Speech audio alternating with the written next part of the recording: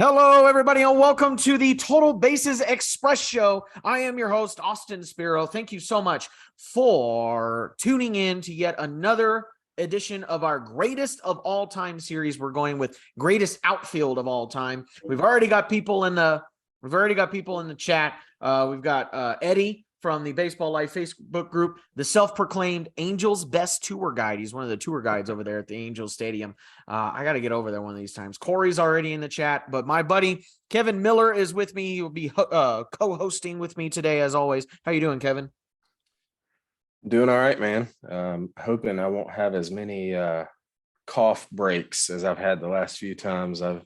I've had this pneumonia for a little while. I'm almost over it. I think it's been about 3 weeks in now, and I'm getting close to being done with it. So hopefully I won't have to mute and cough as much as the previous shows, but I'm looking forward to talking outfield today.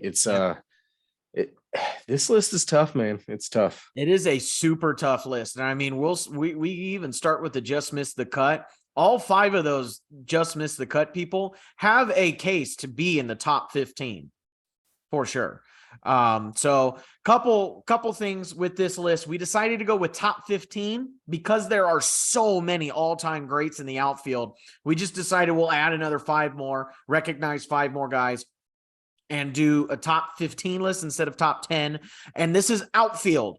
So we're not doing best left field, best center field, best right field. We're doing outfielders. So we could see a bunch of right fielders. We could see a bunch of left fielders. We could see a bunch of center fielders. We could see good mix of all three. We'll just have to see when we get there. But you're going to see some all-time greats here on this list. Without further ado, let's get to this stack list because we got a lot to cover in a short amount of time. Let's get going with this. Let's go and let's start with our just missed the cut list. So on our just missed the cut list, we've got five very, very good outfielders in of itself. And 16th, you got Ichiro Suzuki. 17th, Reggie Jackson. 18th, Tris Speaker. 19th, Vladimir Guerrero. And in 20th, Jim Edmonds. Again, a stacked list here of outfielders already just to start for this five. I think the big omission here, the big surprise is Tris Speaker. Maybe should be a little bit higher, but nonetheless, I mean, this is all a very good list. What do you think of these first five guys there? Any shock, any surprises there for you, Kevin? Yeah, I mean, you mentioned Tris Speaker. That one took me by surprise when I found out he didn't make the list. I think he should be on the list. It gets tough though when you look at it because taking anyone off of the top 15 list, as we're about to see, would be pretty difficult. Yeah. Tris Speaker, though, I think is the glaring omission. I think when you look at, especially in relation to his era, he was a top two outfielder of his era. With Ty Cobb, obviously toward the end of his career is when Babe Ruth came into the picture, but it was pretty widely held that Ty Cobb and Tris Speaker were the two best outfielders of their day. And it honestly, it does surprise me a little bit that he's not in the top 15, but because of how old he is and because of him not being Ty Cobb, who was the more famous of the two, right? It's not quite as surprising when I actually think about it, even though I do think he's deserving. Right. I mean, I think all five of these guys could be deserving of top 15, except we got something in the chat here. Corey is surprised that Jim Edmonds is top 20. And his reasoning is if you are not Hall of Fame, it's hard to think you're in the top 20 all time in terms of outfield. Are you surprised that Jim Edmonds is this high and is 20th on this list? Or can you see Jim Edmonds at 20? Surprised and not surprised, depends what you mean. I'm not surprised because he was very popular as well. Right. He was a guy that during his era was a top 10 outfielder for sure, but I don't think he's a top 20 outfielder. I think there are some guys below him that even if you exclude the steroid guys, even if you don't include Manny Ramirez and guys like that, I think that you could make the argument that Andrew Jones, and some guys with similar but maybe slightly better resumes. Yeah, Kirby Puckett is a guy that I'm surprised is lower than Jim Edmonds. Sorry if that's a spoiler to the top 15 list. But I am a little surprised that Jim Edmonds is that high based on where I think he should be, but I'm not surprised because of how popular he was as a player and still, honestly, still is as a player. Yeah. And I think one thing that we're going to see here is I think this is going to be the widest collection of different hitter and fielder profiles in any position that we see. Because, when we saw the first base list was riddled with power hitters. You had second base and shortstop with more defensive, right? And then you had you had third base, which was kind of more all around. This one, we're going to see a wide variety of people. We're going to see contact hitters. We're going to see defense. We're going to see power. We're going to see all kinds of different people on this list. So without further ado, let's start with our top 15. In 15th, probably one of the best contact hitters in all of the game. Number 15 is Tony Gwynn. Tony Gwynn spent a 20-year career with the Padres from 1982 to 2001. He played in 2,440 games, tied for 76th all time. He's tied for 23rd all time in career average at 338. With a 132 weighted runs created plus. He's 89th all-time in WAR at 65. He made 15 all-star appearances, 5 gold gloves out in right field, 7 silver sluggers, and is 21st all-time in hits at 3,141. Tony Gwynn rounds off our list and is the gatekeeper of our top 15 list. I've always liked Tony Gwynn. There seems to be 2 different camps of Tony Gwynn. One is, yeah, he was a good hitter, but he didn't do anything else besides just hit it in between shortstop and third base, and then that's it. Right. He had one dimension to his game. But the thing is, he may have had one dimension to his game, but he did it well, and he did it well for a long time. The dude could hit. The dude could, he may not have gotten on base via the walk, but he didn't need to when you're hitting 338 for your career, and probably the closest we've seen to a 400 season since the last 400 season in the 60s. So Tony Gwynn, I think, has a right to be on here. And in my mind, he's one of the greatest, at least contact hitters of the sport. What's your opinion of Tony Gwynn?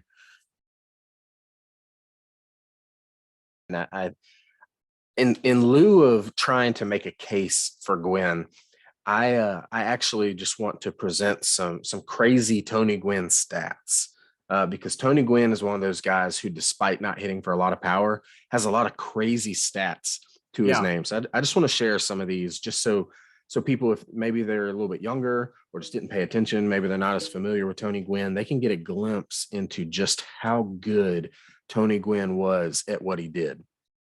The first stat, and this blows my mind, Tony Gwynn struck out 3 times in a game. In a game. It happened one time. 3 strikeouts, one time in his career. It would require him to go 0 for 1,183 for his average to dip below 300. He would have to go hitless for 1,183 at-bats in order to have his average dip below 300. And this is a modern hitter. This isn't a dead ball era hitter. This is a modern hitter. He averaged 21 strikeouts a season. Last year, Joey Gallo struck out 30 times in 24 games. Oh, and there's more. There's more. Tony Gwynn faced Greg Maddux, John Smoltz, and Tom Glavine a lot. And I'm a Braves fan, so I got to see some of this as a kid. His career average against John Smoltz, 462. Greg Maddux, 429. Tom Glavine, 312. These are 3 of the top 6 or 7 pitchers of their era, and he absolutely dominated them, including having over 100 at-bats against Greg Maddux with 0 strikeouts. 0. Tony Gwynn from 1992 to 1995 scored more runs than he missed pitches. He had less swing and misses than he had runs scored from 1992 to 1995. This dude is, in my opinion, the best bat to ball player of my lifetime and maybe of the modern era. I know there are other guys who have a greater overall value because of their power. I'm not denying that. But Tony Gwynn is the best ever in the modern era, I think, of just getting the bat to the baseball. Exactly. I wholeheartedly agree. You know, we place a lot of value on power. Power is right now in this modern game, it's everything. If you're not hitting 20 homers, you ain't worth nothing, right? But there's something to be said about contact hitters, about bat to ball guys, somebody who does it as well as Tony Gwynn. There is work to that because you got to have runners on base in order to score, right? And Tony Gwynn was just that. He was the guy that put the bat on the ball and he hit it where they weren't. And that's exactly what he did. And he did it all the way through college. You know, he did it through college. He did it through the pros. And yeah, I think you summed it up perfectly. I don't have anything else to add to that. Tony Gwynn is a great bat to ball player. In fact, I think he is the perfect example of putting the bat to the baseball. I tell anybody that I coach or anybody that wants to, you know, how do you, I don't know what the mechanics are to make sure, you know, that I'm giving myself the best chance at hitting the baseball. Go look at Tony Gwynn's swing, because that man could put a ball that he could hit the ball with an oar. Like the dude just knew how to put a stick of wood on a baseball. So it's a great start to our number 15 or our 15 list here. Let's keep going with our number 14 player of our outfielder of all time is Frank Robinson. Frank Robinson spent a 21-year career with the Reds, Orioles, Dodgers, Angels, and Indians from 1956 to 1976. He played in the 24th most games all time at 2,808. He is tied for 38th all time in slugging percentage at 537 and tied for 23rd all time in career weighted runs created plus at 153. And even higher, he's 18th all time in WAR at 104. He appeared in 12 All-Star games, won the Rookie of the Year in 1956. He won the NL MVP in 1961 with the Reds, and then the AL MVP in 1966 with the Orioles. He won the 1958 Gold Glove. He's 10th all-time in homers at 586 and 22nd all-time in RBIs, 1,812. I don't think it can be understated, and I think it's pretty obvious. Frank Robinson was a powerful outfielder, lots of power, and could, you know, just below 300 average. So he could hit for average to boot. And 389 career OBP is nothing to sneeze at either. So with that power, you would think that the average would be a little bit lower, but it's actually pretty good for power hitter's sake anyway. And it proved to be productive. Lots of accolades. And you know, the statistics love him. So what's your opinion here on Frank Robinson there, Kevin? Frank Robinson is a guy that probably doesn't get enough respect in the all-time discussions. I think a lot of that's because he played at the same time as Mantle, as Mays, as Aaron, you know, guys who we will undoubtedly see later on in this list.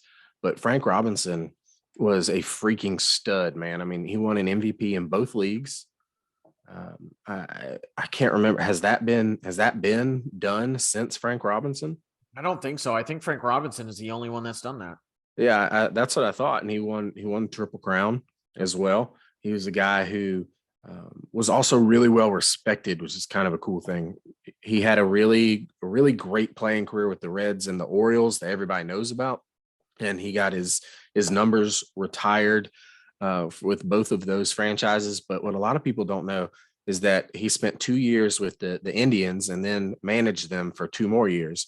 And he has his number retired by the Indians because of the impact he made just as a person, which is a really cool thing. I can't imagine there's very many guys outside of Jackie Robinson who have their number retired by 3 franchises. Yeah. That's insane when you think about it. His number is retired by 3 separate franchises. That tells you what kind of impact Frank Robinson had both as a player and as a person. And we know he had a long career as a manager as well. and he just passed away a few years ago. But Frank Robinson was, as far as everything I've ever heard and everything I've ever read, was well respected as a person too. And this list, as we move on, we'll see a lot of people who were, we'll just say that they're larger than life, or their mythology is even bigger than they were as a player. The stories are even bigger than the reality. But Frank Robinson was a guy who, for the most part, was pretty reserved, pretty quiet, and just with class went about his business and dominated while doing so. Yeah, I mean, I really, and I just checked. He is the only player to have won MVP in both leagues, both the NL and the AL. Yeah, he's very influential and I think underrated figure here in baseball history, and I wish he would get more attention. So it's nice to see that Baseball Life has given him some attention here, putting him 14th on the list. Let's move on. Number 13 on our list, my man Mike Trout. Mike Trout has had 12 years with the Angels, starting in 2011 to now. And in 1,407 career games played, he's hit a 303 average. He's, as it stands right now, tied for 25th all-time in on-base percentage at 415, and is 10th all-time in slugging percentage at 587. As it stands right now, he is 6th all-time in weighted runs created plus for his career, 172. 172. And if you haven't been following us since the beginning, weighted runs created plus essentially means 100. A figure of 100 is an average player. It's just a league average batter. Anything above that is an above average hitter. And the higher you go, the better hitter you are. 172 is a ton. That's a big number. He's already, in 12 years of his career, 35th all-time in WAR, 82.1. He's played in 10 All-Star games, was 2012 Rookie of the Year, won the AL MVP in 2014, 2016, and 2019. And he's won 9 Silver Sluggers in 12 years. And in my mind, he should have another one that Miguel Cabrera stole. So in my mind, he should be a 4-time MVP, but he's 3. So whatever. I guess that's nothing to sneeze at.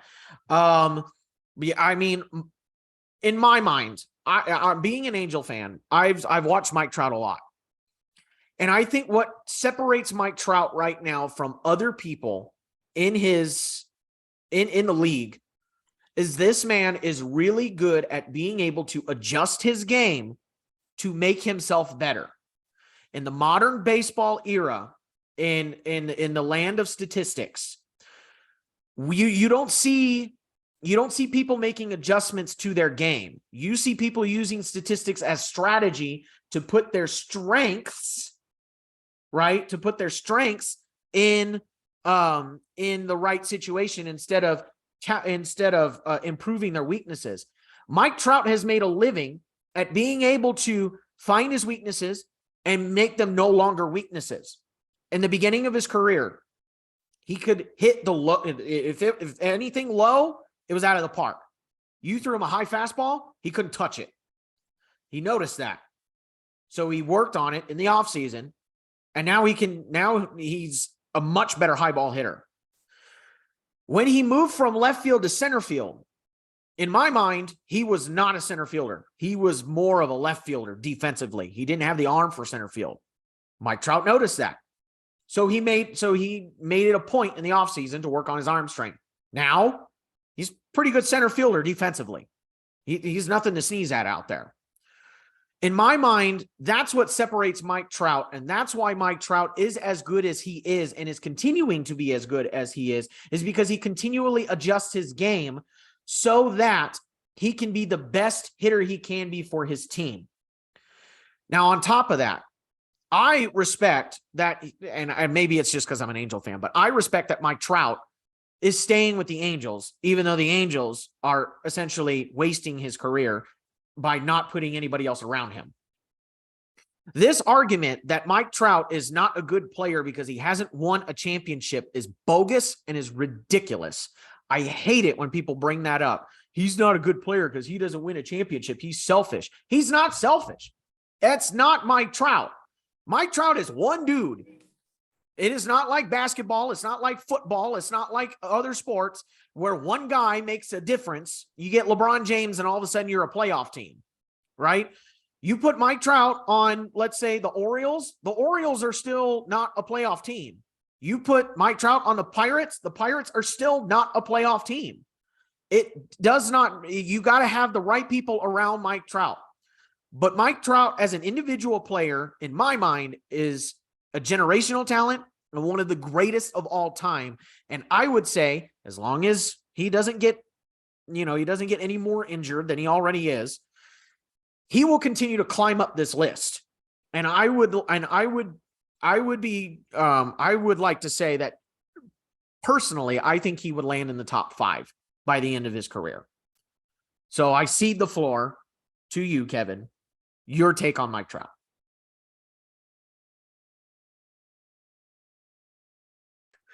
Just looking at his numbers, we see that he's played about half as many games as Frank Robinson, who we just talked about was incredible. The only guy to ever win MVPs in 2 leagues. Talking about Frank Robinson. He's only 20 WAR behind Frank Robinson in half as many games. That's insane. Mike Trout has played 12 years, and some of them have had injuries.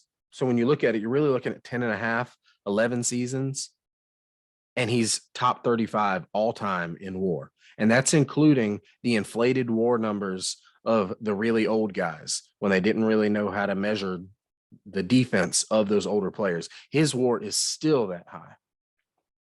And I think he's a guy, I think he's been robbed of at least 1 MVP, maybe 2. Yeah. I think he's been robbed of at least 1 Gold Glove, maybe 2. I'm not saying he's an elite defender, but he is a good defender who has had a couple of elite seasons. Yeah.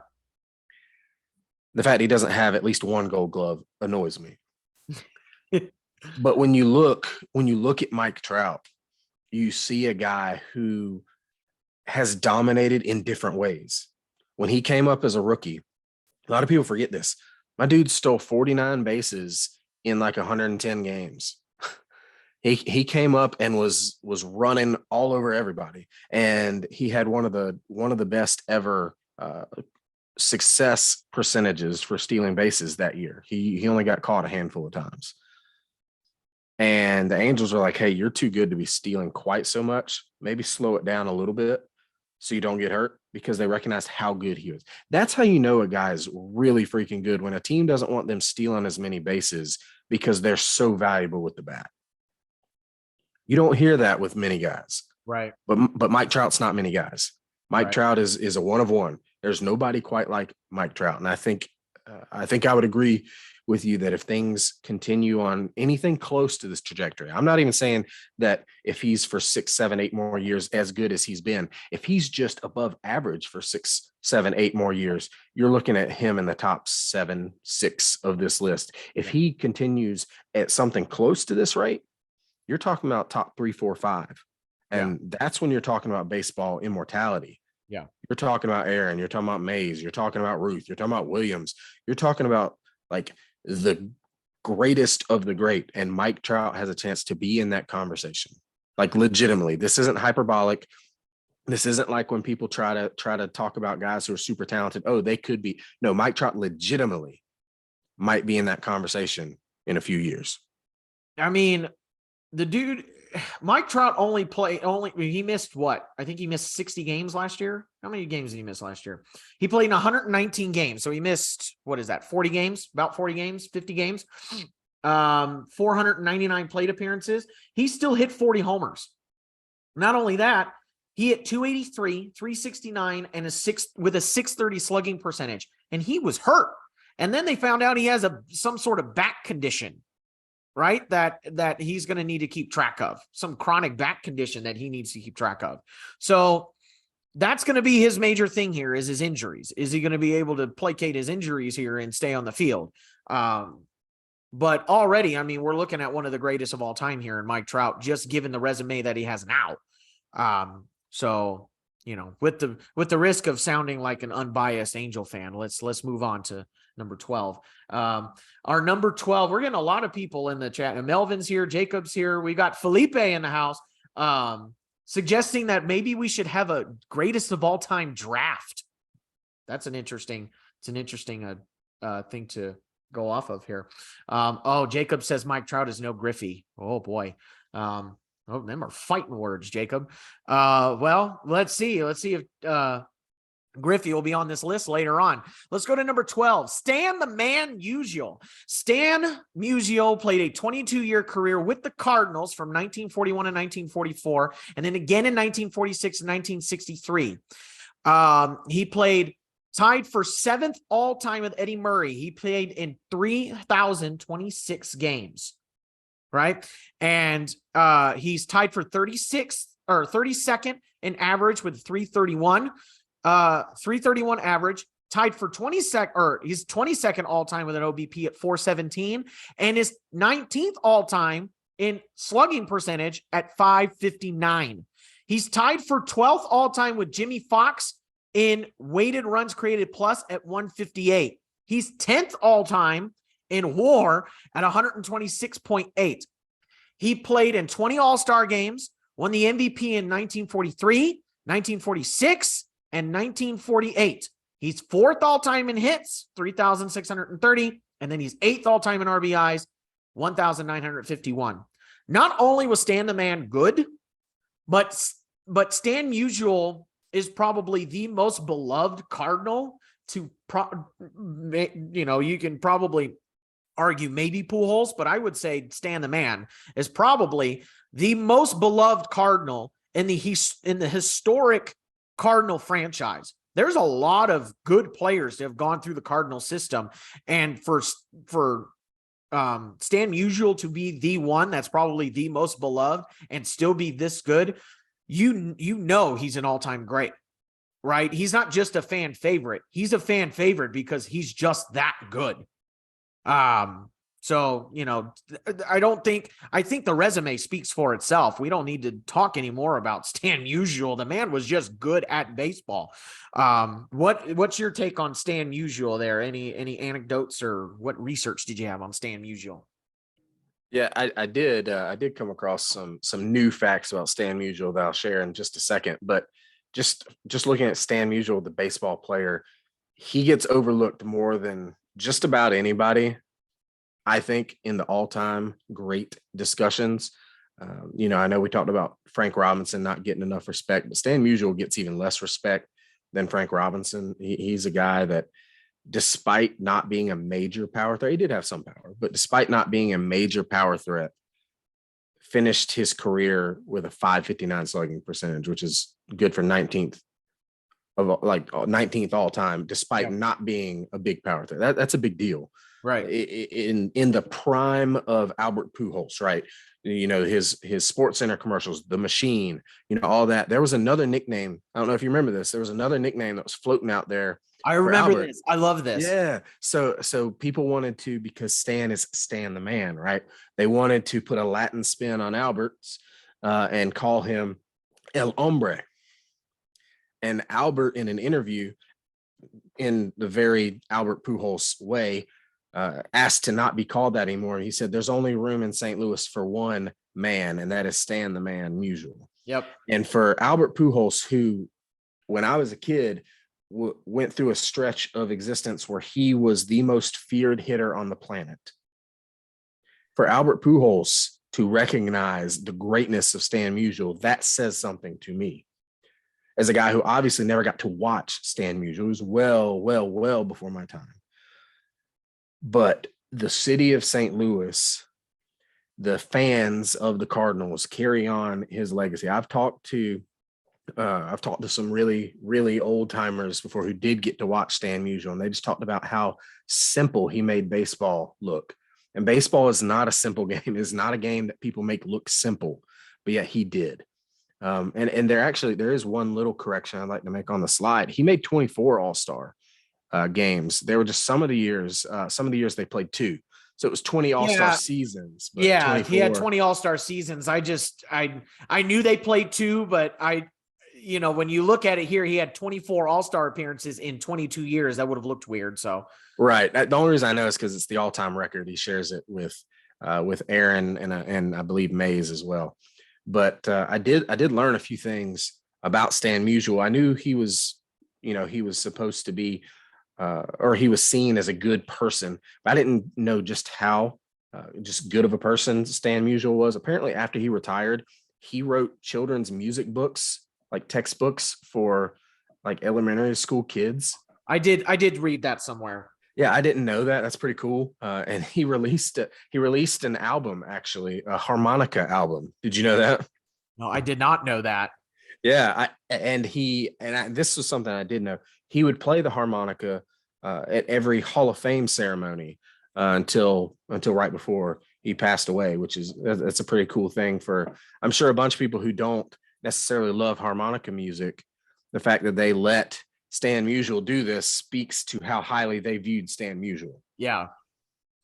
So Another just some cool little nuggets. Yeah, those are cool. Another cool nugget I found in the chat. Melvin of the of Baseball Cosmos, he's tuning in, and it's good to see him in the chat.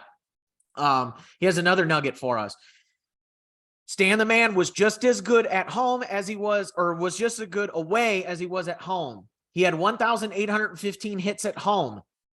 His total away, 1,815 hits. He had the exact same total. I think that's cool. I like that. Thanks for that one, Melvin. That's a good little nugget there. All right. So beloved Stan the Man was number 12. Let's look at who number 11 is. Number 11, greatest bait stealer of all time, Ricky Henderson. Ricky Henderson played a 25-year career with just about half the league. He played with the A's probably like 4 times. The Yankees, the Blue Jays, the Padres, the Angels, the Mets, the Mariners, the Red Sox, and the Dodgers. It might as well have just said the entire league. From 1979 to 2003, he's played in the 4th most games of all time, 3,081. He's tied for 58th in on-base percentage at 401. He's got 132 weighted runs created plus, is 17th all-time in WAR, 106.3. He played in 10 All-Star games, won the MVP in 1990, has the 1981 Gold Glove, has 3 Silver Sluggers, and is the career leader in runs, stolen bases, and caught stealing. The stolen base king is also the king of getting caught. I think that's funny. It's obviously because he ran so many times. Of course, you're going to get caught, but I just think it's funny that he's both stolen bases and getting caught. Ricky Henderson is one of my favorite players. In my mind, he's the greatest leadoff hitter there ever was. Not only was he able to get on base, but he was also a power threat on top of the speed. And, I read or I watched somewhere that they said Ricky Henderson was the only man in the world, only baseball player in the history of baseball that could turn a walk into a triple in 2 pitches, because he just stole. You just knew he was going to steal those bases. And I don't think anybody else was more confident in being able to steal bases than Ricky Henderson. And there is just, if I remember correctly, maybe you have it. There's somewhere around there, somebody would have to steal like 40 bases for like the next 12 years or something like that, and still be like 500 stolen bases off of Ricky's mark there. I don't remember the actual stat, but beyond that, Ricky Henderson is, in my mind, the greatest leadoff hitter that there ever was, and a personality to boot. I mean, this dude had confidence just oozing out of him. And, he even after he retired from the MLB, he still played independent ball. Like, this man just lived and breathed baseball until he just flat out couldn't do it anymore. So mad respect to Ricky. Ricky's one of my favorite players of all time. What's your opinion? What's your take on Ricky Henderson? Ricky Henderson is another guy. I feel like I'm going to say this a lot tonight. He's another guy who isn't properly rated when it comes to the all-time discussion. He was a lot more than just the guy who stole a lot of bases. Now, his base stealing prowess is otherworldly. I mean, just look, 1,400 plus steals. You could steal 50 bases a year, 50 bases a year for 25 years and not pass Ricky Henderson. Yep. That's insane. And I know he's the career leader in caught stealing, but he still has an over 80% success rate as a base stealer, which is one of the best numbers of all time. Mm-hmm. You talked about how confident Ricky was, right? There was a time, I can't remember who the third baseman was. It was a third baseman for the Orioles, said that Ricky Henderson got walked to lead off the game. And when he got to first base, he held up two fingers. And everybody's like, what is Ricky doing? And then on the first pitch, Ricky Henderson stole second base. And on the second pitch, Ricky Henderson stole third base. He was putting up two fingers to let the third baseman know, I'll see you in two pitches. And he did. Ricky is a guy who led off innings, just led off innings. This has nothing to do with his times coming to the plate other than leading off an inning. He led off innings with 796 walks. That's more than a lot of Hall of Famers have for their whole career. Guys who we've seen on other lists, Ryan Sandberg, Kirby Puckett, guys like that had less walks for their whole career than Ricky had just as a leadoff guy. He also led off innings with hits 1,263 times. Add those together, and that means 2,159 times Ricky Henderson led off an inning by getting on base. The last thing any pitcher wanted to do when Ricky Henderson was in the box was let that man get on base, because if he got a single, he's probably turning that into a double, maybe even a triple. If he got a double, he's probably turning it into a triple. You did not want to let Ricky Henderson get on base. But yet 2,159 times Ricky Henderson led off an inning by getting on base. That's the most all time. You mentioned his personality, and I said at the top of the show that there are going to be some guys on this list who almost have like a mythology around them, right? Well, Ricky Henderson's one of these guys. Yep. There are real Ricky stories and there are fake Ricky stories. Everybody's heard the fake Ricky story with John Olerud, like, oh, somebody else I played with wore that helmet. Ha ha. Oh, that's me. Well, that story wasn't real. But there are some other things that have gone around that are real Ricky stories. So when he played with the Angels, right, he gets on the bus and, when he played with the Padres, he gets on the bus and Steve Finley, I believe it's Steve Finley. Steve Finley says, Ricky, you can sit where you want, man. You've got tenure. And Ricky responded, Ricky ain't got tenure. Ricky got about 16, 17 years at this point. I'm old. And that's just who Ricky was, man. Ricky was a guy who said what he was thinking at all times. When he broke Lou Brock's steals record, he ended up obliterating it. But when he first broke it, he said during his speech, today I'm the greatest of all time.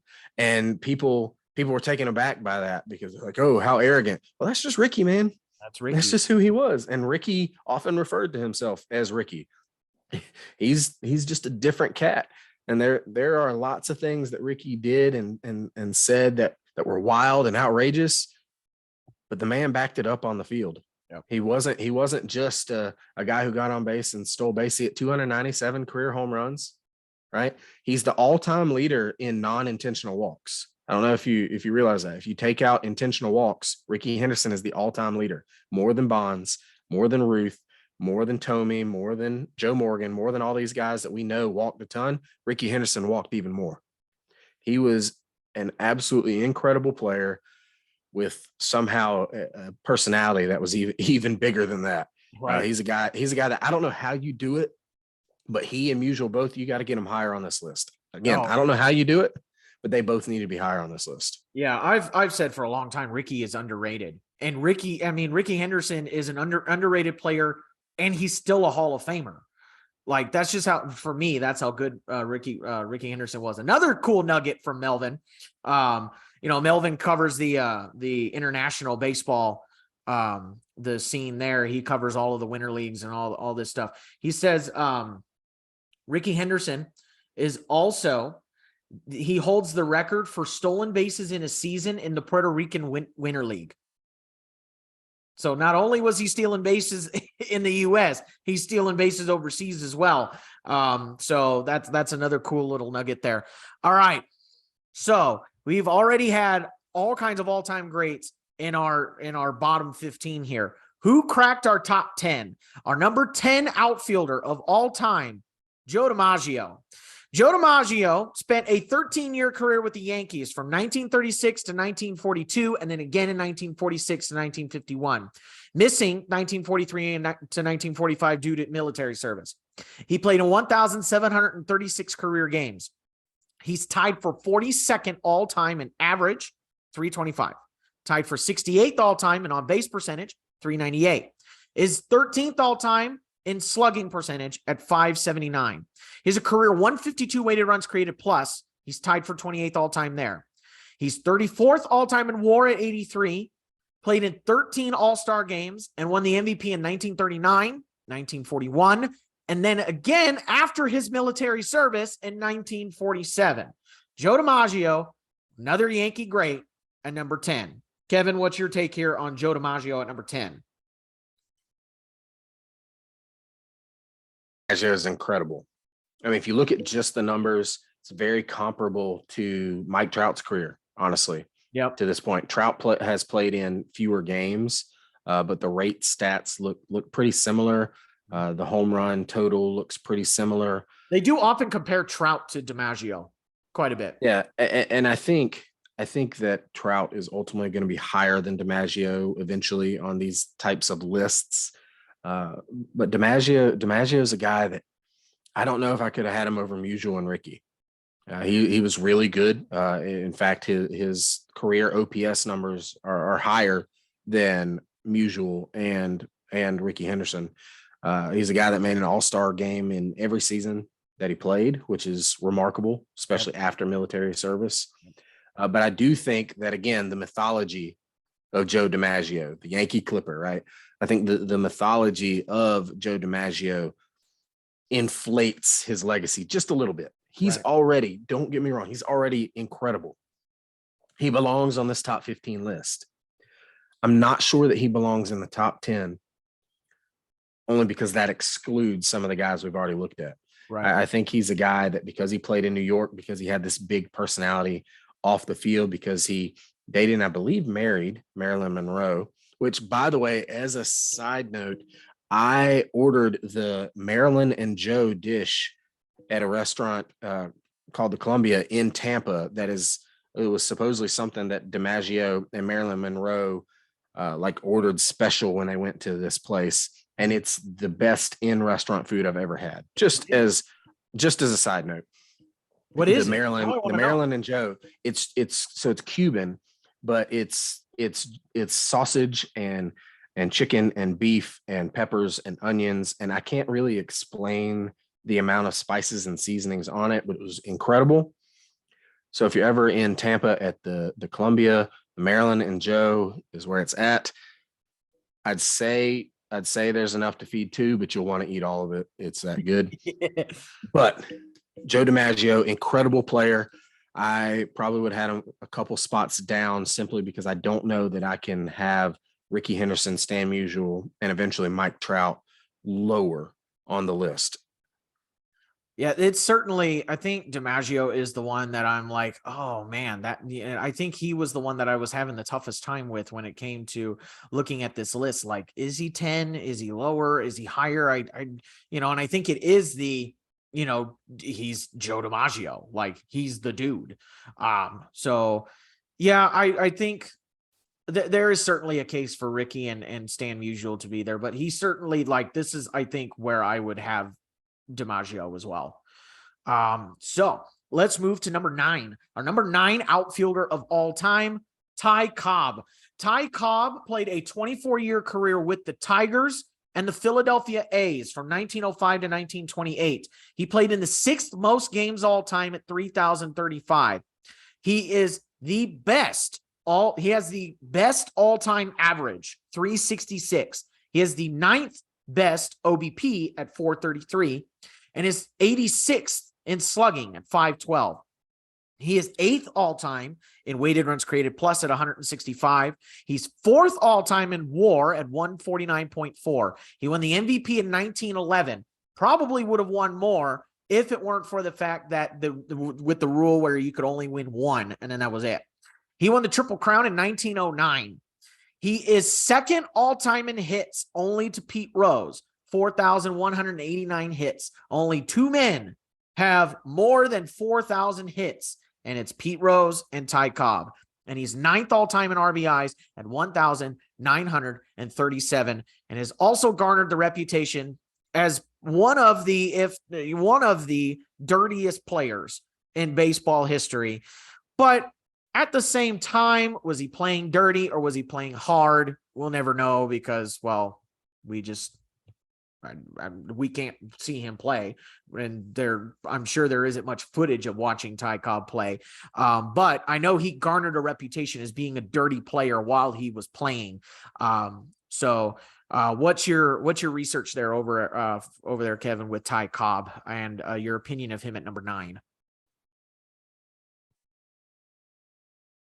Pretty close to where he should be. Ty Cobb is a guy who he also, we're going to say this a lot, he also had a bit of a mythology around him, right? Except it was more negative. Yeah. You know, Ty Cobb, to be clear, Ty Cobb was not a good person. Ty Cobb had lots of faults, but the mythology around him made him out to be even worse than he was. And some of that was because one of his former teammates, Sam Crawford, kind of teamed up with an author. I think it was Al Stump. I think that might have been his name, to write a couple of Ty Cobb biographies shortly after his playing career that really sullied his already bad reputation. They accused him of being a racist, which he actually wasn't. That's one of the positive things you can say about Ty Cobb in an era of blatant racism. He wasn't. He was actually a proponent of Black players and Latino players being able to play in Major League Baseball, which is a cool thing. However, that does not mean that he was a good person. Just because they exaggerated things doesn't mean that they weren't basing some of it on truth. Ty Cobb was known to be violent. He'd fight teammates and opposing players. He had a reputation for, like you said, playing dirty. Spikes up was definitely something associated with Ty Cobb.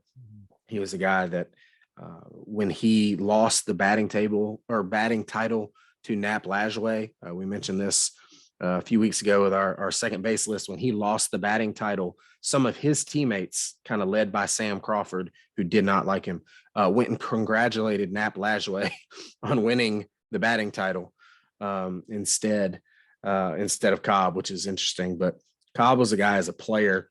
It's hard to argue with his resume. You know, he has the most all-time runs created, and that's a stat that it's runs plus RBIs, but then you subtract home runs so they don't count twice.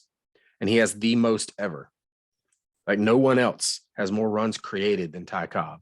So it's hard to argue with his resume as a player. 9 is probably pretty close to where I'd have him. You know, the lack of power is something that was real, but that was more of an era thing. He did win the Triple Crown in 1909. So relative to his era, at least the first part of his career, his power was actually kind of high. Yeah. The second half of his career, as Ruth and others started to hit home runs, he obviously did not. But I don't have a problem with Ty Cobb being at number 9. Yeah, I think this is a good place for him. Yeah. So let's move on from Ty Cobb at number 9 and his sullied reputation to our number 8 outfielder of all time, Roberto Clemente. Now we go from a guy who had a really terrible reputation to a guy who probably has the most positive reputation out of any baseball player in history, even past Stan Musial and Babe Ruth and all those guys. Roberto Clemente. Roberto Clemente played 18 years with the Pirates from 1955 to 1972. He played in the 79th most games all time, 2,433. He's tied for 68th in career batting average, 317. 129 weighted runs created plus, is 36th all time in WAR at 80.6, has 12 All-Star appearances, was the 1966 NL MVP and won 12 Gold Gloves, and is also the gatekeeper for the 3,000 hit club. He has exactly 3,000 hits. And then the day after his 3,000 hit, obviously we know that he tragically died in a plane crash going back to his home country for charity work. Roberto Clemente is a sparkling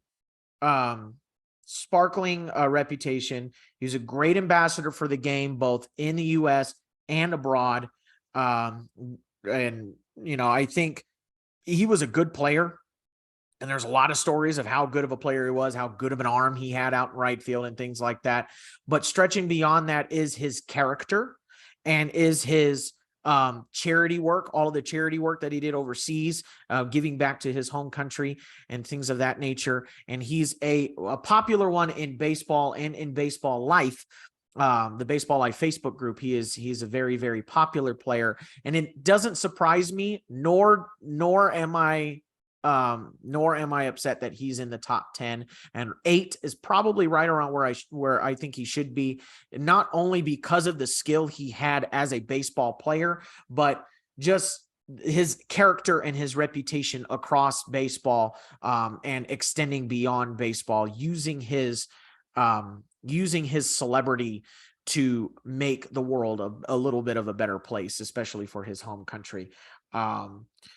Melvin, I'll just say this before I give the floor to you, because I knew Melvin was going to pipe in, because this is Melvin's favorite player. Melvin says there are only 2 Hall of Fame right fielders with a positive defensive WAR. The one is Larry Walker at a 2.1 defensive WAR. The other one is Roberto Clemente at a 12.2 WAR defensively. So that means he was beyond better defensively than any other right fielder in history, right? So again, just speaks more to his lore as a baseball player. Kevin, I'll cede the floor to you. Your opinion of Roberto Clemente, our number 8 outfielder of all time. Yeah, I'll lead off my portion of the Clemente talk to say I didn't have him quite this high, but I have no issue with him being here, both because he is an all-time great on the field, but because he is the all-time great off the field.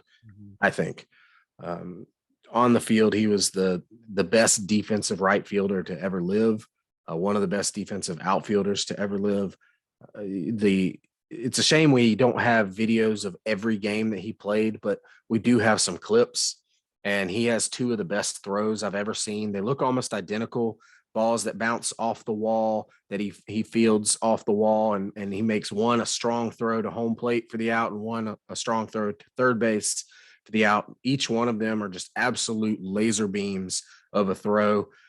His arm was ridiculous, and he obviously had a great bat to have 3,000 hits. And Roberto Clemente is a guy that I don't think we can say enough nice things about as a person. Yeah. After his plane went down on the way to Nicaragua, Manny Sanguillen, his teammate, who was a catcher in Pittsburgh, actually went. This is so sad. He actually went like snorkeling and scuba diving, searching for Clemente in hopes that he would somehow find evidence that he was still alive. And he did so. When they asked him, they said, you miss your friend. He said, the world needs Roberto Clemente. He said that's why he went looking for evidence that he was still living, because he said the world needed Roberto Clemente. Yeah.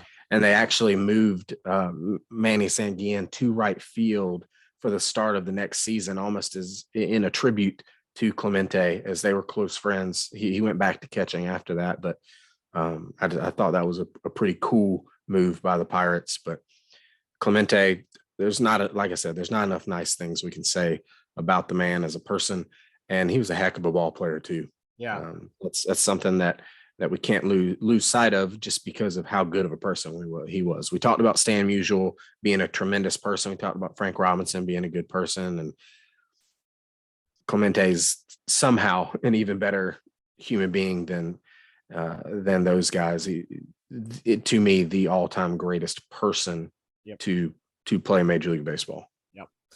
All right. So number 8, who, although he was one of the greatest people of all time, who did Baseball Life deem as better than Roberto Clemente? Our first one, our number 7 outfielder of all time, Barry Bonds. Barry Bonds spent a 22-year career with the Pirates and the Giants from 1986 to 2007. He played in the 11th most games all time, 2,986.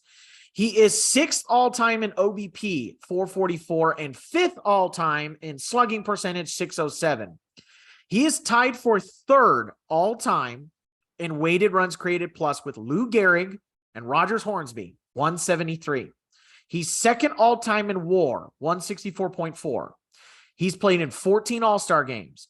He won the NL MVP in 1990, 1992, 1993, then won 4 straight in 2001, 2002, 2003, and 2004.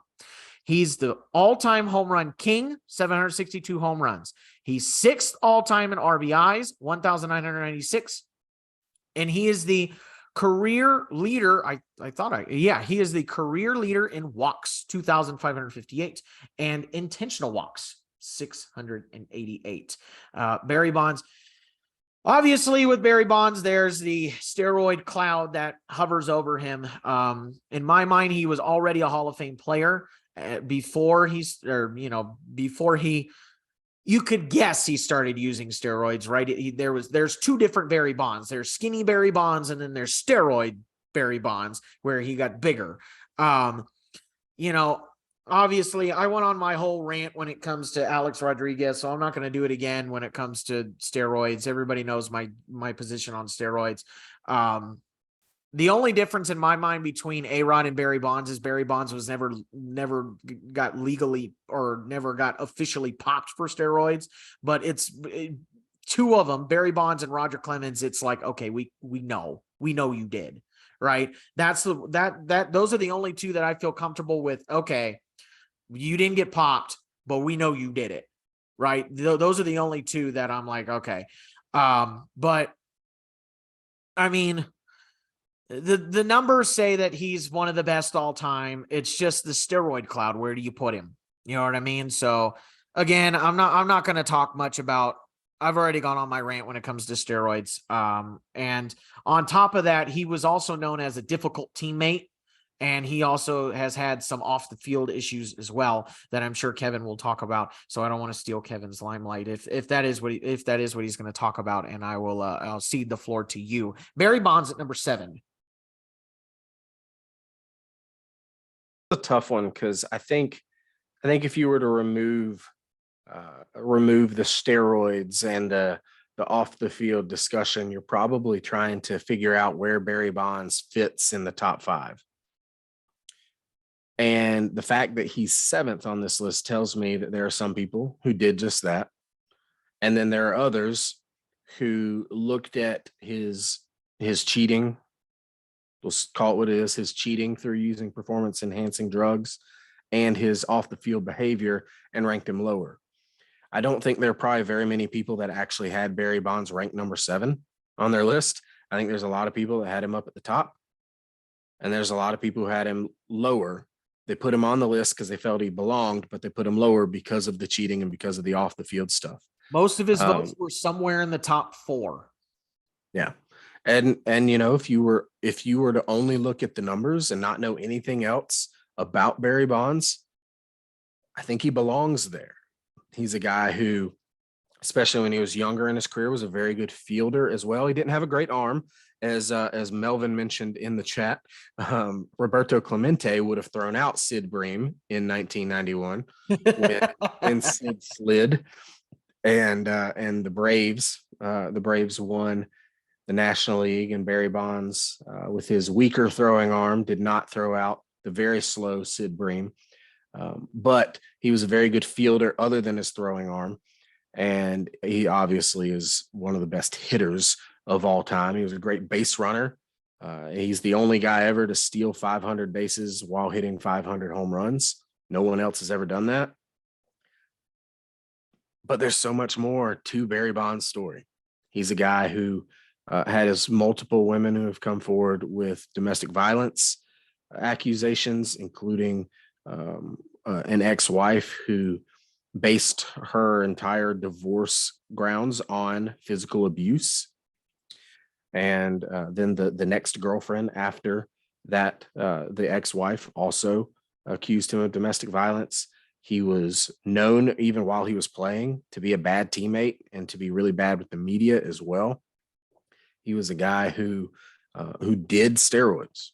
And you said he didn't get popped, but he actually does have a positive test that is on record in a sense. It's not on a record officially with baseball, but when the Balco stuff was going to court, it was revealed that on the 2000, I can't remember if it was the 2003 list or the 2006 list. I think it was the 2003 list that Barry Bonds tested positive for something. I don't remember what it was. We tested positive, but it was on a classified list, and the only reason it even came out was because of the court proceedings.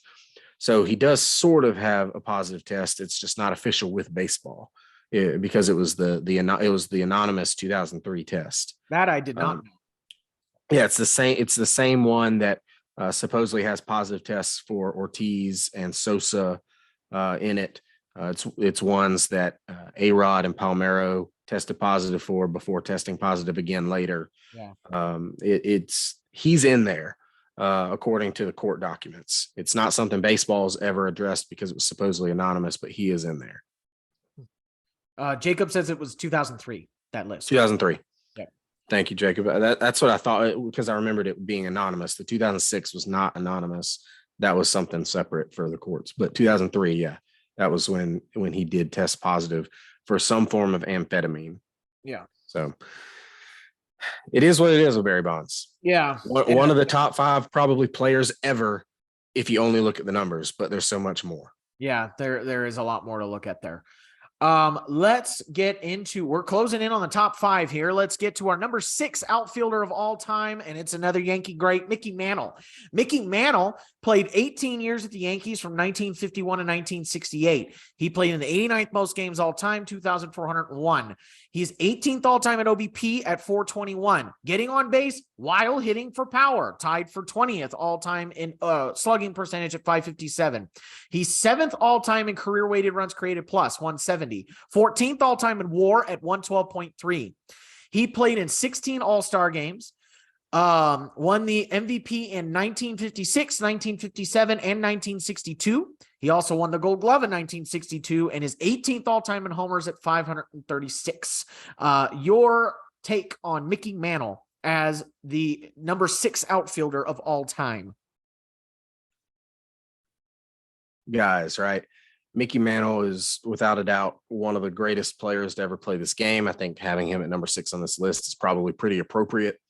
But the mythology around Mickey Mantle is even bigger than the reality, right? You know, he was a guy who was very popular because of his personality and his, we'll just say his off the field antics. He wasn't necessarily getting in legal trouble, but he probably could have if people would have been paying enough attention. You know, he was a guy who definitely partied a lot.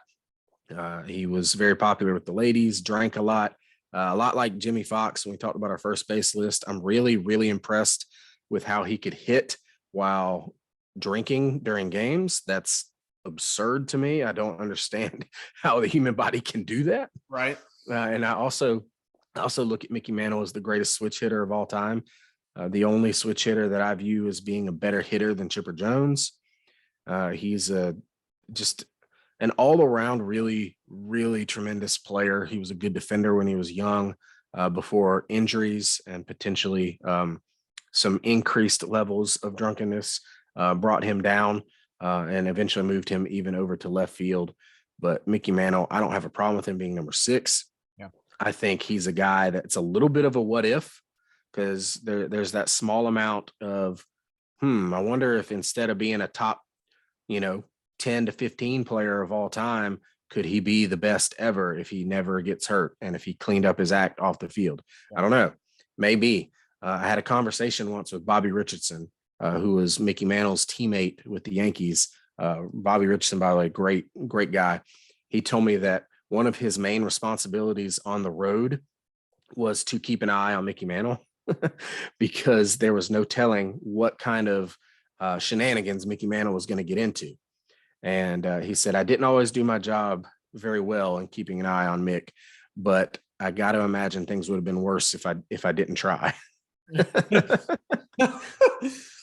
So just a little personal story there that man, it could have been even crazier if not for Bobby Richardson.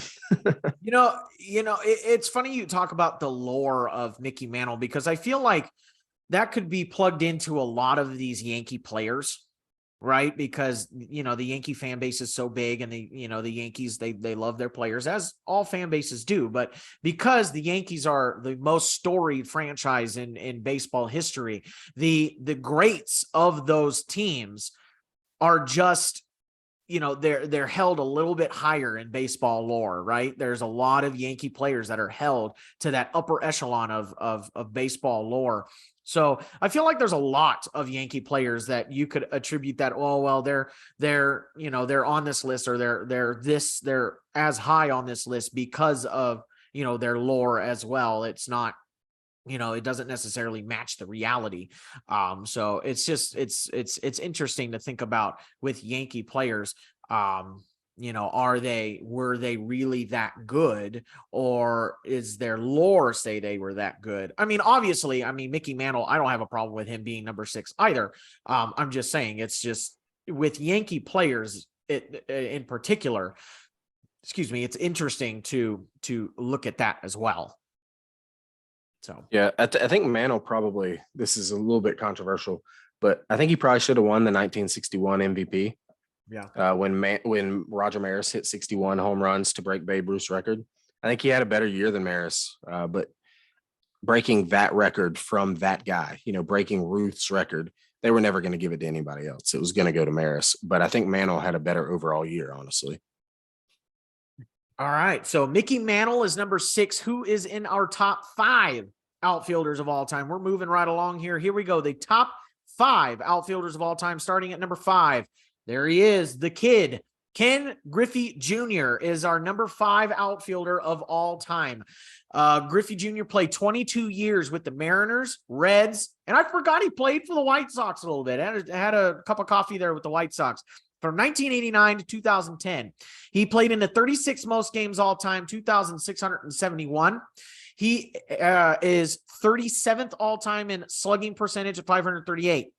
131 weighted runs created plus, a 77.7 WAR, 13 All-Star games, the 1997 AL MVP, won 10 Gold Gloves, 7 Silver Sluggers, is 7th all-time in homers at 630, and is 17th all-time in RBIs, 1,836. In my mind, Ken Griffey Jr., even though he had the career that he had, in my mind, is still one of the biggest what-ifs in baseball history because of his injury, because of his injury problems after he got off the Mariners and went to the Reds and stuff like that. With all of the injury trouble that he had, I would not be surprised if Ken Griffey Jr. was number 1 on this list.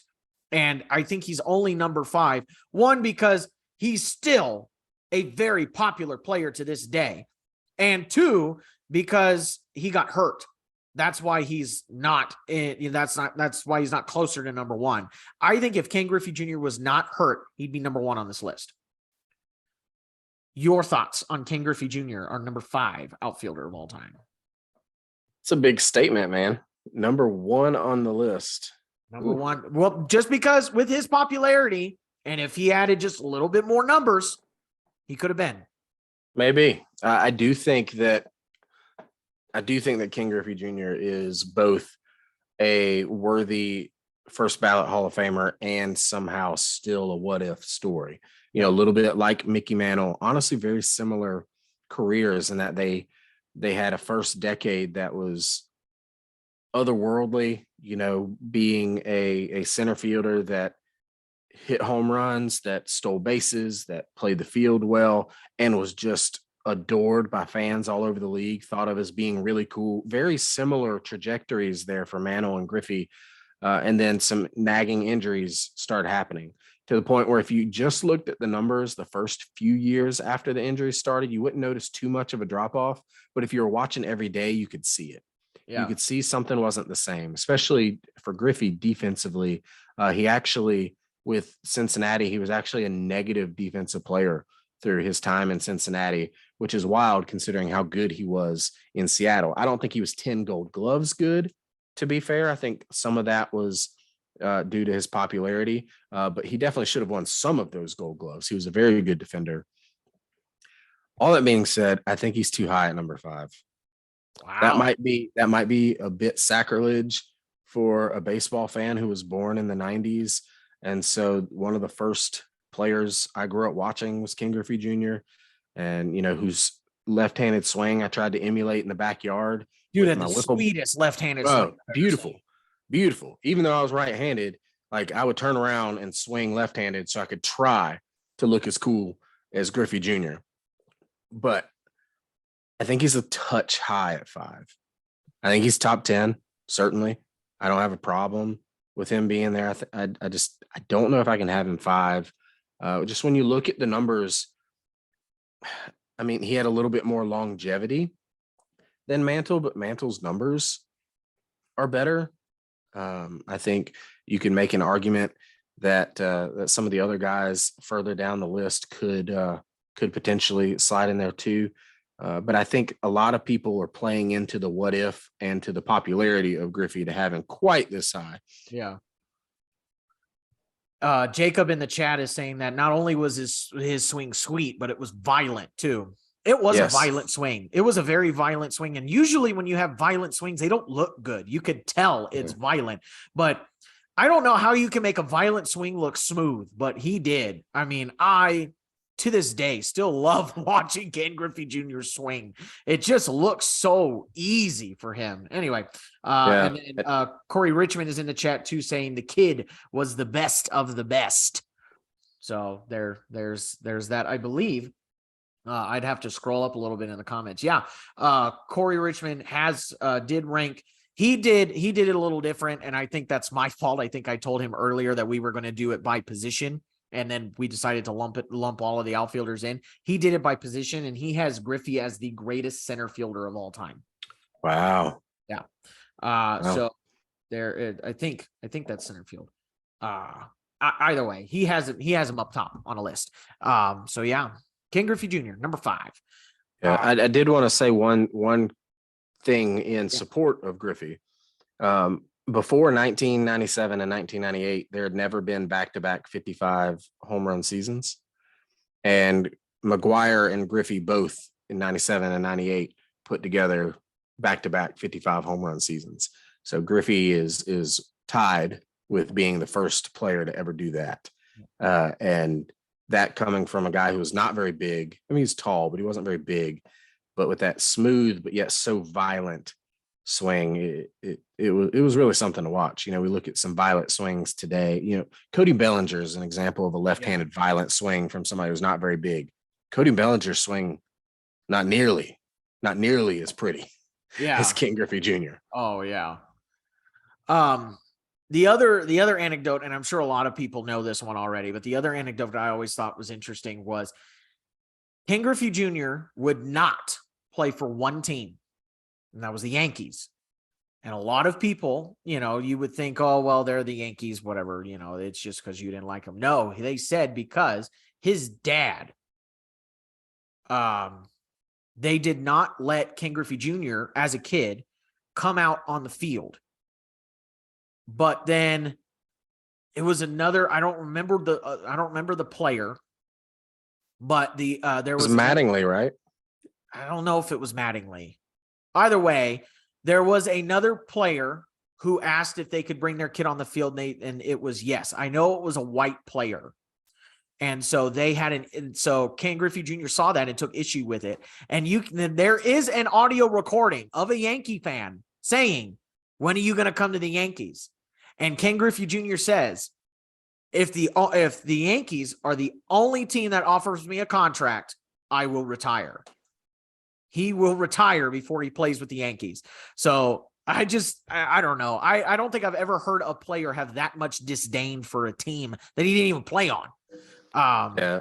A lot of that comes from his relationship with his dad too. Yeah. Um, he he has a complicated history with his dad. I don't know if you knew this or not, but the year before he was called up to the bigs, so right after he was drafted, Ken Griffey Jr. actually tried to kill himself. Oh, I did not know. Uh, yeah, he was feeling a lot of pressure basically over baseball. He had his first ever like slump in his life, and he the way he put it, he said, "I was getting yelled at on the baseball field, and then when I came home, I got yelled at about baseball some more because Ken Griffey Sr. saw the potential that Junior had and wanted him to live up to it." But um, that event happening, him trying to take his life, actually brought Ken Griffey Jr. and Ken Griffey Sr. to a very, very, very close relationship that lasted for even until today.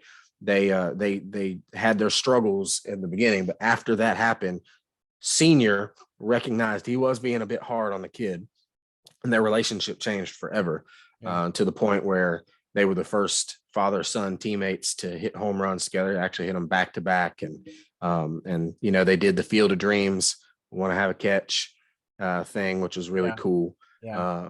And so that's a little thing that I didn't know until recently. But just I thought worth mentioning. I saw a thing that they talked about that. They talked about when they hit back-to-back homers in the same game. And senior was like, "You may have been a better ball player, but mine was farther." Well, because Griffey hit his Griffey Jr., excuse me, hit his opposite field, Yeah. which wasn't something he did that often with his big violent left-handed swing. Right. But he hit a little line drive opposite field home run that just went out, and I think they were still in the Kingdom then.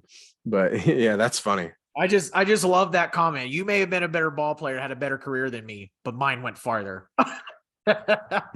Anyway, so Ken Griffey Jr. lands at number 5 on our list. Who is said to be better than the kid, according to Baseball Life? Our number 4, Ted Williams. Ted Williams played a 19-year career with the Red Sox from 1939 to 1942, then missed the 42 to 45 season due to military service, and then played from 1946 to 1960. He played in 2,292 career games, is tied for 10th all-time in average at 344, has the best on-base percentage, 482, and is second all-time in slugging at 634. Is second all-time in weighted runs created plus, at 188. 8th all-time in WAR, 130.4. Played in 17 All-Star games, won the MVP in 1946 and 1949. He won the Triple Crown his last year before military service, and then again after he came back from military service in 1942 and in 1947. 20th all-time in homers with 521, and 16th all-time in RBIs, 1,839. In my mind, Ted Williams, one of the best complete hitters, and has one of the best swings, and is probably one of the first people to really look at a swing scientifically, right? Instead of just getting up there and swinging and figuring out what looks good. I mean, the man even published The Art of Hitting, like a book on how to swing. And it's a scientific approach on hitting a baseball. And this scientific approach worked for Ted Williams because he's one of the best hitters of all time. This is another one this is a guy that I bring up too when we talk about, Mike Trout not being as good of a player because he's never won a World Series. Neither did Ted Williams. Are we going to say Ted Williams sucks too? Well, I don't think so. Right. Anyway, I'm going to rest my case there with Mike Trout, because we're talking about Ted Williams. In my mind, Ted Williams, one of the best complete hitters in the game, and probably the most beloved Red Sox. I can't think of another Red Sox that would probably be more loved in that franchise than Ted Williams. So it's kind of the same boat, not as big of a boat, but kind of the same boat as Stan Musial. To be that loved in a storied franchise, you got to be that good, right? You got to be a good ball player. Ted Williams at number 4. What say you about Ted Williams there, Kevin? Yeah, Ted Williams to me is a top 3 hitter ever. He's got a good argument for number 1, even, with having the best on base percentage ever and the second highest slugging ever. He's a guy that he had an MVP stolen from him. He was robbed of the 1947 MVP. We talked about that on a previous podcast. Actually, that was won by Joe DiMaggio, completely undeserved. DiMaggio was great, but that was like his 6th or 7th best season that he had, and Ted Williams won the Triple Crown. And every single number, Ted Williams was higher than Joe DiMaggio. He just didn't play in New York like Joe D did. But Ted Williams is a guy who's he's different, man. When he went into the Air Force, there's a little bit of mythology around that. They claim he was an ace. That's not actually true. But he did pass some of the preliminary pilot tests in a way that had never been done before. Vision, 2020 is considered average acceptable vision. Like that's what's good. And then 2015 is excellent. 2010 is supposedly perfect vision. So Ted Williams takes the vision test, and the highest or lowest, however you want to look at it, you could get was 2010 because that's supposedly perfect. Well, he apparently got that easily, and they didn't have any way of measuring to see if his vision was actually better than that. But with how easily he got the 2010 number, there are people who speculate that his vision was actually better than what is perceived as perfect, which is what leads people to believe that could be part of why he was such a good hitter, is because he had better than perfect vision. And that's interesting. I didn't know that. I like the scientific approach that he took to hitting, and just, in the audio recordings, you can tell that he took this methodical approach to his swing and analyzed every part of his swing so that he could gain the maximum everything out of it. And it worked, so. For sure. Yeah. Well, in that 98, I think it was 98 or 99, maybe All-Star game at Fenway. I'm sure anyone who'd be listening to this podcast has probably seen clips from that where all of the All-Stars just gather around Ted Williams as he's going out for the ceremonial first pitch. They didn't all have to do that. There were just a handful of players that were supposed to be escorting him to the pitcher's mound, Tony Gwynn being one. And there were a few others, but all of them. Tony Gwynn were pretty good friends, if I remember correctly, right? They were, and they would talk hitting a lot. And Ted Williams is basically, if you could take Tony Gwynn and add 25 home runs a year. Yeah. Which we talked so highly of Tony Gwynn earlier and his bat to ball skills. Ted Williams was probably just as good at that, but had power. 521 home runs despite missing 3+ years due to military service. It's just unbelievable. I mean, if he doesn't miss that time, you're probably looking at a guy who finished his career with 625, 650 home runs. And that obviously his RBI total would have risen. He would have been one of only a handful of players to have 2,000 RBIs. I think the debate over greatest hitter ever would be closed if he didn't miss those years. Agreed. Yeah, I could see that for sure. All right. So Ted Williams at number 4. Who made our top 3? Our number 3 outfielder of all time. He didn't make number 1. Babe Ruth. Babe Ruth is our number 3 outfielder of all time. He played a 22-year career with the Red Sox, the Yankees, and then a very short stint with the Boston Braves from 1914 to 1935. He played in 2,503 career games. He has a 197 weighted runs created plus, a 168.4 WAR, which is number 1 all time. I don't know why I don't have that, but he played in 2 All-Star games. And the only reason why he played in 2 All-Star games is because he played when there was no All-Star game. He won the MVP in 1923. Third all-time in homers, 714. Third all-time in RBIs, 2,217. And the career leader in OPS, that's on base plus slugging, 1.164. And OPS plus, which is, it's essentially baseball references version of weighted runs created plus. It's the same. It's kind of the same deal there. Above 100 is great. 206, way higher. Career leader in OPS plus. Babe Ruth at number 3. I don't think there's much more to say about Babe Ruth than we already know in terms of his baseball play. I've been to museums where his stuff is there, like, when he coached the Dodgers, when he was manager for the Dodgers or coach for the Dodgers. And, I've seen uniforms of his. This man was huge. I mean, giant. He was big. And on top of that, I just always think it's funny. Like every game he ate hot dogs. That's all he did all game long was eat hot dogs. He'd eat hot dogs and drink and all kinds of stuff. And, to be that good of a ball player. And you want to talk about a man that was born to play baseball and found home on a baseball field. There's story of, Babe Ruth was an orphan as a kid, played in, he was in orphanages growing up and, stuff like that. And that was his home, was a baseball diamond. And he used baseball as a way to get out of the orphanages, to get out of, that life. And it succeeded. And he became the poster boy for baseball history. Even if you're not a baseball fan, you've never picked up a baseball, you've never watched a baseball game, you know who Babe Ruth is, right? You may not know who anybody else is, but you know who Babe Ruth is, right? You may know something about Babe Ruth anyway, right? You know that his name was Babe Ruth. He was a baseball player and he played for the Yankees. No, there isn't very many athletes across sports history that have as much notoriety as Babe Ruth.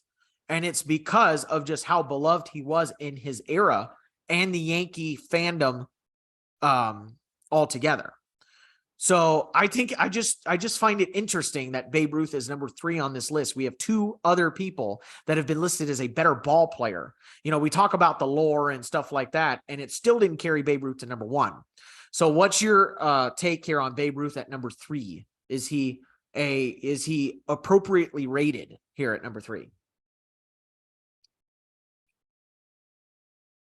I would put Babe Ruth number 1 on the outfield list, despite him not being as good defensively as some of the other guys. He wasn't a bad defender. That's a common misconception. He wasn't a bad defender. He just wasn't a great defender in right field. But Babe Ruth is a guy who has such a large mythology, such a large, I guess you can even almost just say like magic about him, right? But he doesn't fall short of that magic and that mythology. Like he lived up to all of it. He was a guy who hit home runs in an era where people didn't. There were years of his career where he hit more home runs than entire teams hit. That's absurd. And I don't know that he was quite the drunk as Mickey Mantle or Jimmy Fox or some of these other guys, but he certainly did not take care of himself. He drank a lot off the field, ate hot dogs. We talked about Wade Boggs being the chicken man and eating chicken before and after games. Well, Babe Ruth would eat hot dogs and drink beer and smoke cigars. Hot dogs and all during these things. games. He'd send people to go get a hot dog for him. There is a video of him paying the clubhouse boy to go to the concession stand to bring him hot dogs during a game.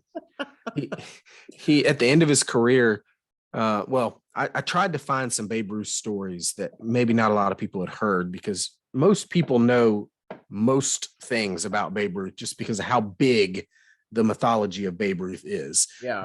But I wanted to come across a couple of stories that maybe people didn't know. And one of them is that at the end of his career with the Boston Braves, They basically told him, "Hey, man, you're too out of shape to play every day. You're just going to kind of be a backup first baseman and a pinch hitter." And he said, "Well, I wanted to come back to Boston and play. I didn't want to come back to Boston and not play. So I'm going to retire, but I want to play one more game." And in that one game, he hit 3 home runs and never played again, which is kind of a wild thing. But also, did you know, Austin, that Babe Ruth did not begin in the Red Sox organization? I did. He started with the Orioles, didn't he? Yeah, so he was a minor league player for the Orioles, growing up in and around Baltimore. That's not all that surprising. But Babe Ruth was sold from the whichever minor league team in the Orioles organization to the Red Sox, who then tried to get rid of him multiple times because they thought he didn't have the work ethic as a pitcher, because he was a pitcher, as most people know. They didn't think he had the work ethic as a pitcher to be a great ball player. So they tried to give him sell him to the Philadelphia Athletics. They said it was too expensive. They tried to sell him to the Reds, and the Reds actually agreed to take Babe Ruth from the Red Sox, but the Red Sox said, "Can it wait till next year? We're going to put him in the minors for a little bit just to help our new minor league team win the minor league championship." So that happened, and then the Red Sox backed out of the deal because they thought they saw some potential in this Babe Ruth kid, who then went on to be one of the best pitchers in the league before transitioning to being, without a doubt, the best hitter in the league. And I find it so funny that nobody wanted him. The Orioles sold him off. The Red Sox tried to sell him off and then changed their mind. And we're talking about arguably the greatest baseball player to ever live, a guy who is without a doubt in the top 5 when you're talking about best baseball players ever. And he almost didn't have a career. And that's just wild to me. He only got to start hitting because he would sneak onto the field and take batting practice when pitchers didn't take batting practice. The only time they would hit would be in game. He snuck onto the field for batting practice over and over again to the point where they couldn't ignore what he was doing. It's crazy. It is. So eventually, Babe Ruth was sold to the Yankees for $125,000. That was how much the Yankees paid to have Babe Ruth. And if I remember correctly, do you know what they used that money for? The Green Monster. I did not know that. I believe that's what they used the money for. I believe the money that they used to sell to get Babe Ruth off was for the Green. They eventually used it for the Green Monster. I would have to do research. I was trying to look it up here really quickly. And then an 85-year curse ensued. Yeah. But it's funny you were talking about his pitching stats there. And he was a very good pitcher. One of the better pitchers in the league. And I was just looking at it. He led the league one year in ERA. I gotta put it back up again, but he led the league in ERA 1.75. Let's see, 1916 at age 21, he led the league in ERA with 1.75. Game started at 40 and shutouts 9.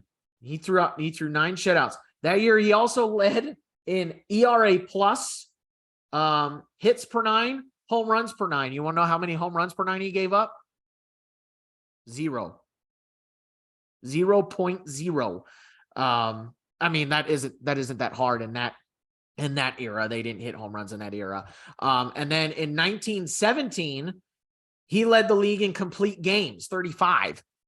So he was a good pitcher before he became a hitter. And it's so funny that, he was that good at hitting that they were like, you know what? We can't have you pitch anymore. We got to have you hit. So Babe Ruth at number 3, the hot dog.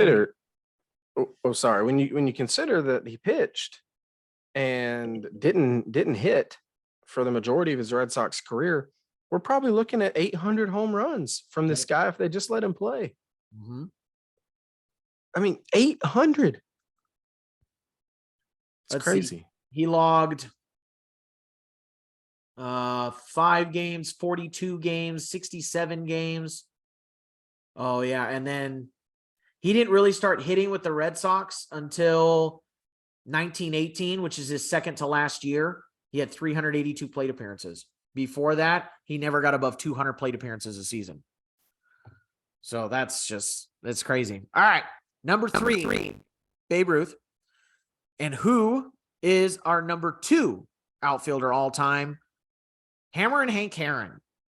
Hank Aaron played a 23-year career with the Braves, both Milwaukee and Atlanta, and then the Brewers from 1954 to 1976. He's played in the 3rd most games all time, 3,298. He's tied for 22nd in slugging percentage, 555. He's tied for 23rd in weighted runs created plus, 153. He's 6th all-time in WAR at 136.3. 21 All-Star appearances, 1957 MVP, 3 Gold Gloves, 3rd all-time in hits, 3,771, 2nd all-time in homers, 755, and the all-time leader in RBIs, 2,297, and the all-time leader in total bases, 6,856. So I'm sure you have a lot to say about Hank Aaron being number 2, being the Braves fan. So I will give you the floor. Go ahead. Yeah, I mean, Hank Aaron, he's the greatest Brave of all time. I believe I would have him around the top 5 for greatest overall player of all time.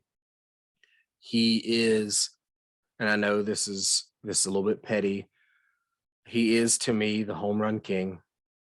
755 home runs. And if you take away every single one of those home runs, he still has over 3,000 hits. It's pretty impressive. It is.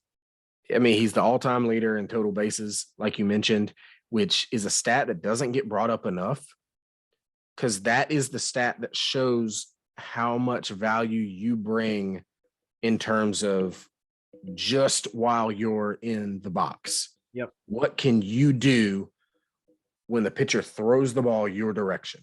Yep. Nobody has more bases than Hank Aaron. And it's not that close. No. And then nobody drove in more of his teammates. I know RBIs isn't a perfect stat, but it's helpful.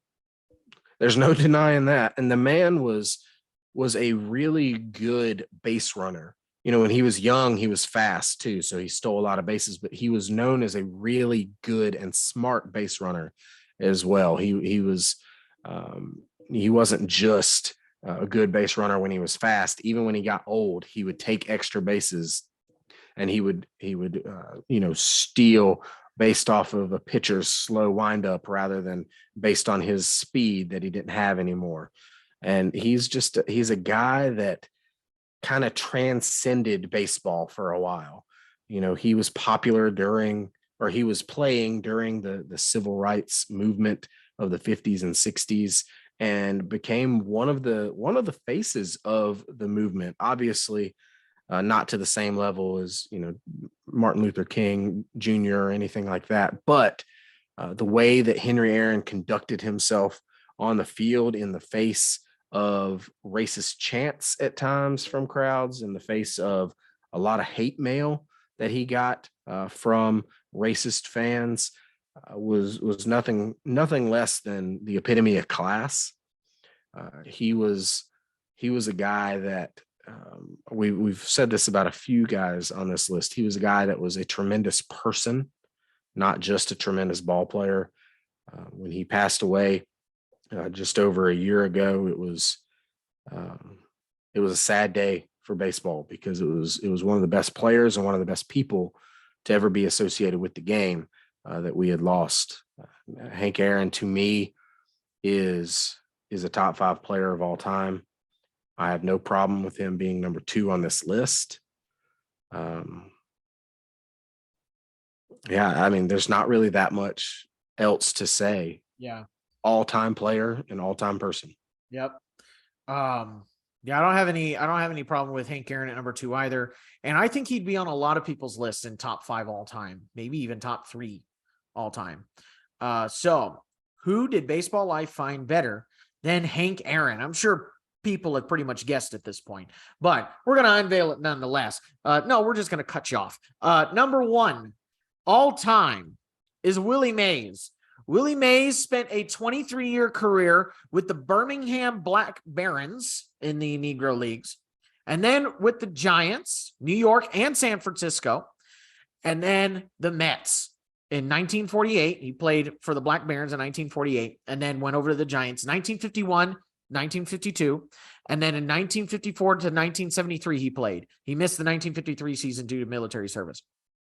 Played the 9th most games all time, 3,005. He's tied for 20th all time in slugging percentage at 557. Tied for 20th all time in weighted runs created plus 154. Is 3rd all time in WAR. So we had the number 1, number 2, and number 3 in WAR as our number 1, number 2, and number 3 outfielders of all time. Is 20. He has 20 All-Star appearances. Won the 1951 Rookie of the Year. Won the MVP in 1954, and then didn't win it for another 11 seasons, and won it again in 1965. He has 12 Gold Gloves.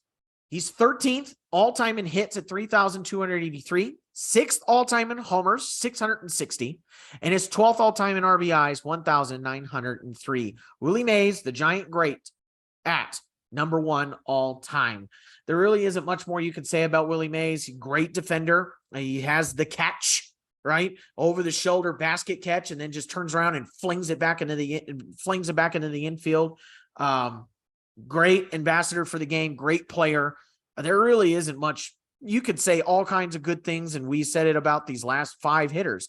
Great player, all-time great. What do you have to say about Willie Mays at number 1?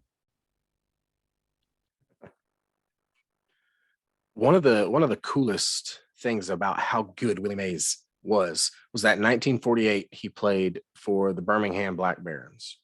That might not sound impressive to you, except he was a high school student who went to school during the day and then would play when they had night games, meaning he did not practice and was good enough to play with a professional baseball team as a high school student who did not practice with the team. I know he didn't play a ton with them. That's almost irrelevant. If you can play with a professional baseball team while never practicing because you have school as a high school age kid, that's amazing. That's how good he was, even as a young kid. And once he 10 hits with the Birmingham Barons. Yeah. And once he realized it was unsustainable for him to keep up being a high school student and playing with them, he took some time off and then got, drafted by the Giants. And he was one of 3 superstar center fielders in New York at the time. He was with the Giants, Joe DiMaggio at the end of his career, but then and then Mickey Mantle in New York with the Yankees, and then Duke Snyder with the Brooklyn Dodgers. And fans at the time were a little bit reluctant to consider Mays as good as the other 2. A lot to do with race. But Willie Mays eventually won over everyone with his play. He was so incredible as a player. And he had I don't know if you've ever heard this, he had a little bit of a unique way of combating racism. There were more outspoken players. Aaron was a little bit outspoken. Obviously, Jackie Robinson was very outspoken during his career. Willie Mays was pretty quiet. But what he did was he raised money quietly and would put it back into Black communities. And he was actually, and man, this is wild to me that he was able to get away with this. He was actually golfing buddies with somebody pretty high up in the New York mob.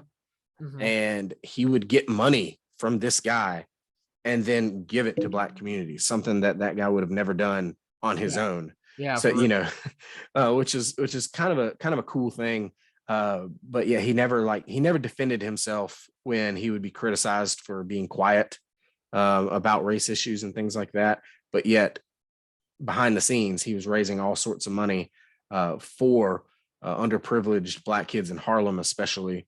It's just a cool thing to add about his character. But as a ball player, I mean, you look at the numbers and you see that Willie Mays was special. Yeah. One of the top, I don't know, 10 offensive players, maybe probably top 5 offensive players, regardless of position, but also one of the top 5 or 10 defensive players, regardless of position. You look at the center field position specifically, you're looking at Willie Mays, you're looking at Andrew Jones. Who else competes defensively at that level? I don't know that there's anybody else in that discussion, but Willie Mays destroys all of the guys in that discussion offensively. Yeah.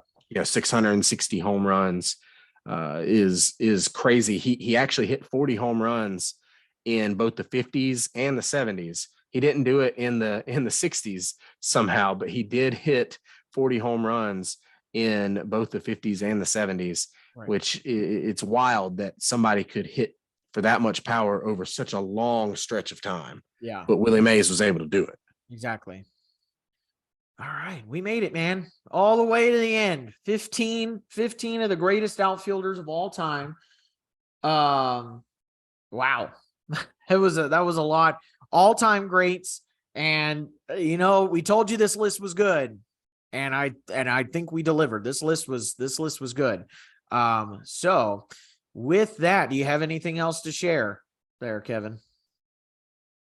I think I haven't checked this to back up the claim, but I think Corey knows what he's talking about most of the time. He says the list ended up with 4 right fielders, 6 center fielders, and 5 left fielders, which is interesting that it's pretty evenly split. Yeah. You would think it would probably end up being a lot more center fielders just based on the prestige of the position, but it's pretty even, which I think is pretty cool. Yeah, I think that is pretty cool as well. Each position got a bit of equitable recognition.